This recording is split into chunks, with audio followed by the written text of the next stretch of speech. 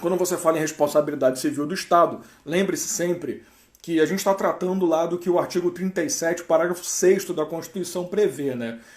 A partir do momento que você sofre um dano decorrente da conduta de um agente público, você precisa responsabilizar alguém. Né? O direito civil ele te ensina isso. Né? Quando você sofre um dano moral, dano material, até mesmo um dano estético, né?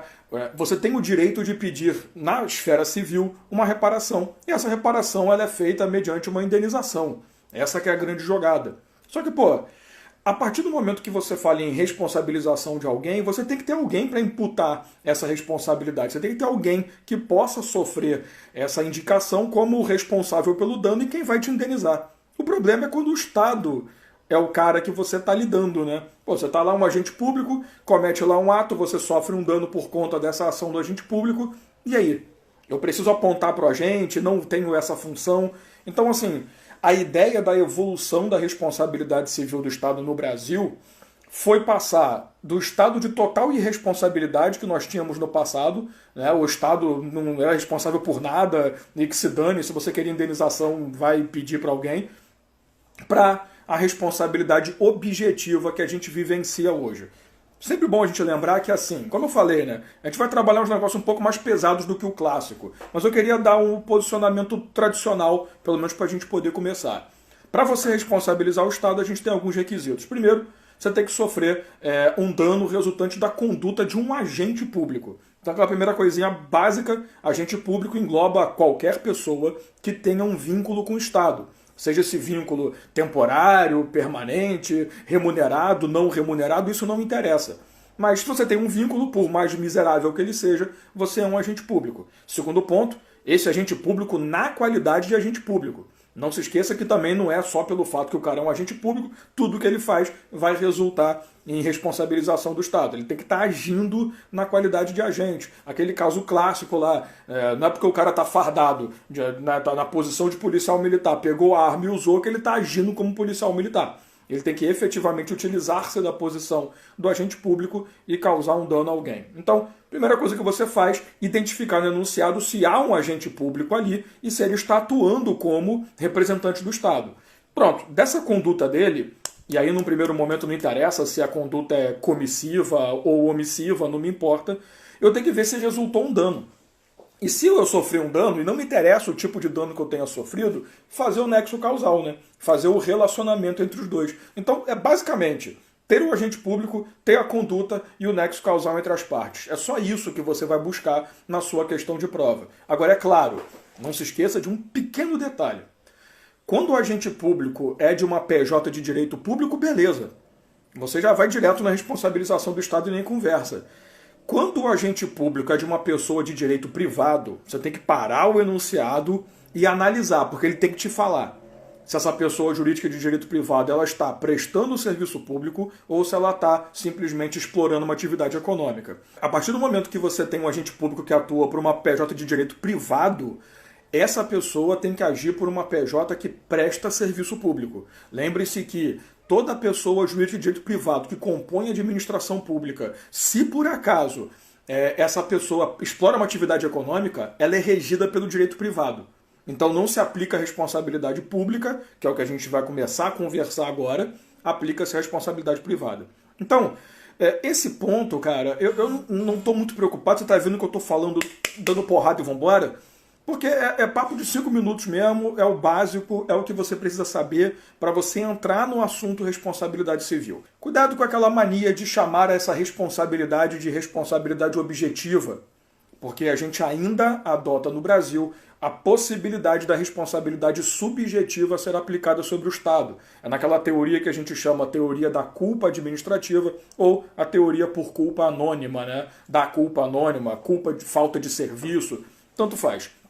Na teoria da culpa administrativa, essa teoria a gente ainda aplica no caso de omissão do agente público. Então, quando o agente público tem o poder dever de agir e não o faz, ele está agindo com omissão.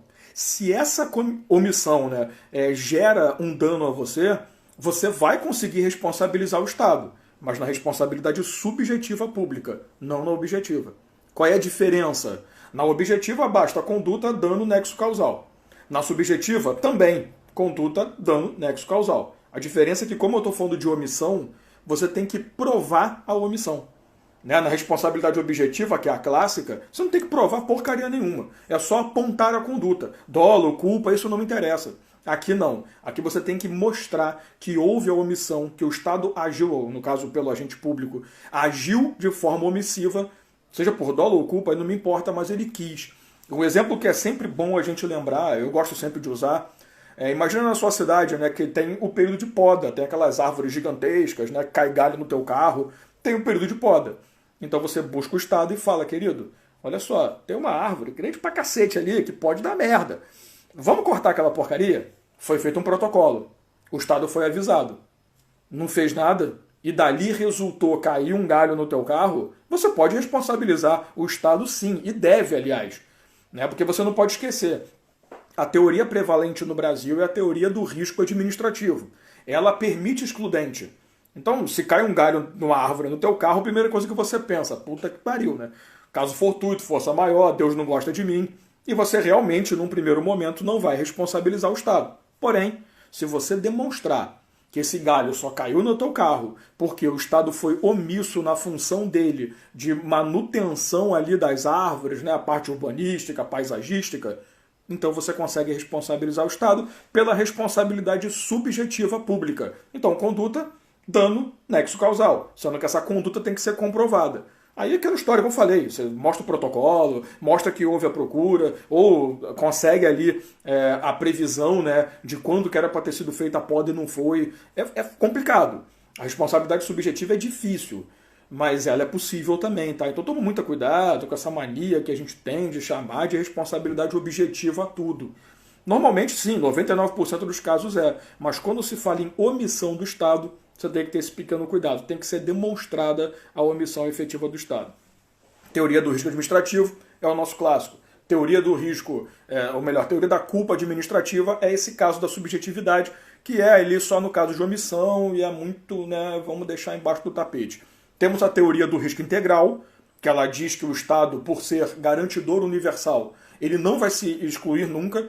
Então, assim, lembre-se, a teoria do risco administrativo ela permite excludente. Inclusive, ela permite atenuante, né, no caso de culpa concorrente. Mas ela permite excludente. No risco integral, não. O Estado ele vai absorver a responsabilidade sempre, nunca. Aí pode ter culpa exclusiva da vítima. O Estado vai ter que pagar, vai se indenizar.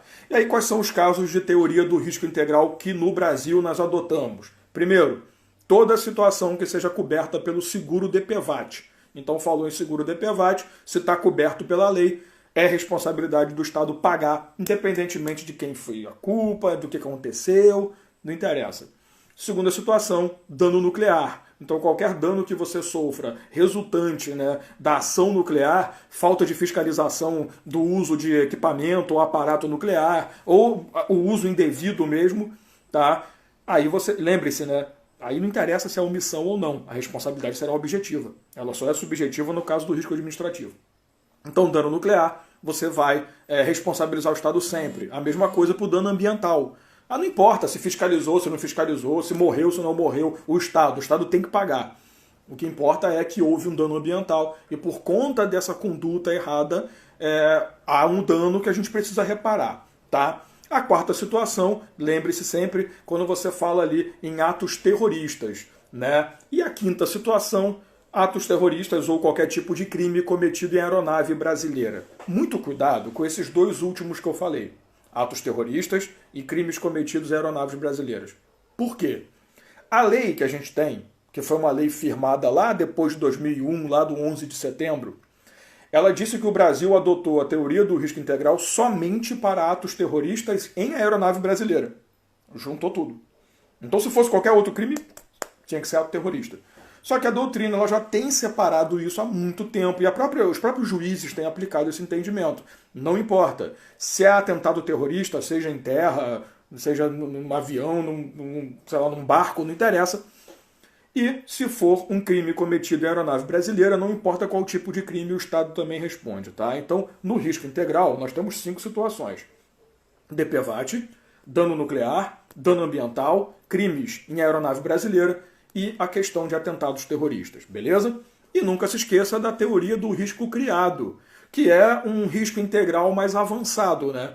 Aquela história que aqui o Estado não é garantidor universal, mas o Estado detém a custódia de pessoa ou de bem, e por conta de uma conduta errada dele, a pessoa sofreu um dano.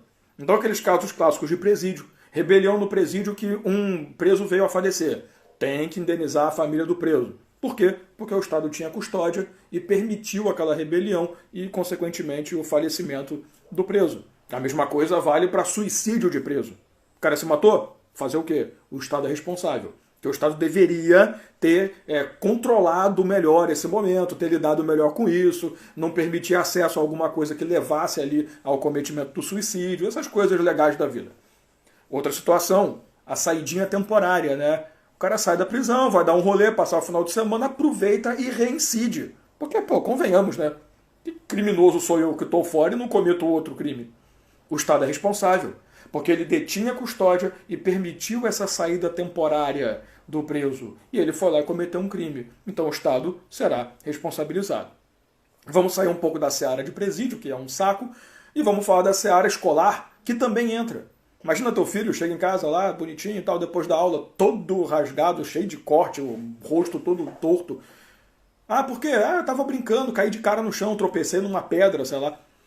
O Estado tem que cuidar. Por isso que tem os fiscaizinhos lá, tem aquela galera que trabalha. Fiscaizinhos, eu não tô sendo ridículo com os caras não, porque eu não lembro mesmo o nome que o pessoal costuma dar. Monitor de corredor, tem um monte de nome.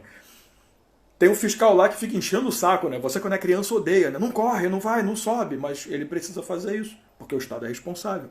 Então, assim, sempre se lembre que na teoria do risco criado é mais ou menos igual à teoria do risco integral. Não tem culpa exclusiva, não tem excludente, não tem nada, e você sempre vai aplicar a responsabilidade objetiva. Então, a subjetiva só se aplica na teoria do risco administrativo, tá? Que permite excludente, permite atenuante e permite a aplicabilidade da subjetiva.